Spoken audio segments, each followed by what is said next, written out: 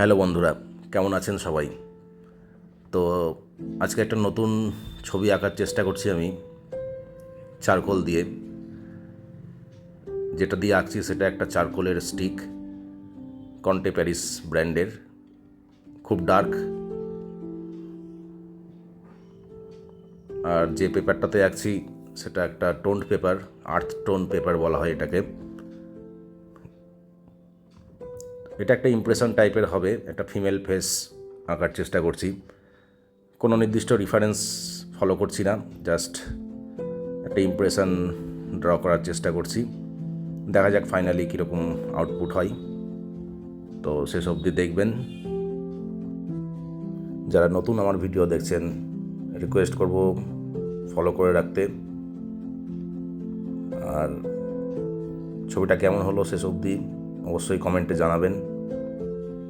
যারা নতুন ছবি আঁকছো, পেন্সিলে গ্রাফাইটে কাজ করো, স্কেচ করো, তারা একবার চারকোল ইউজ করে দেখতে পারো। আশা করি অনেকেই ইউজ করো।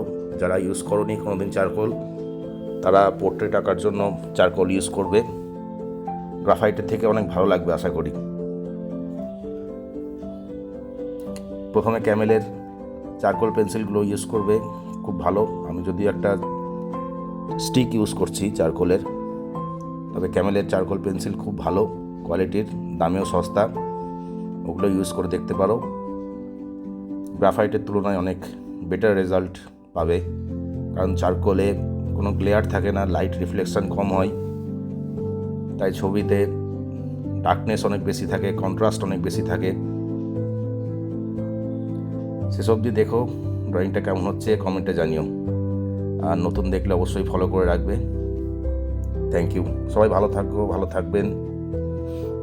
Bye bye.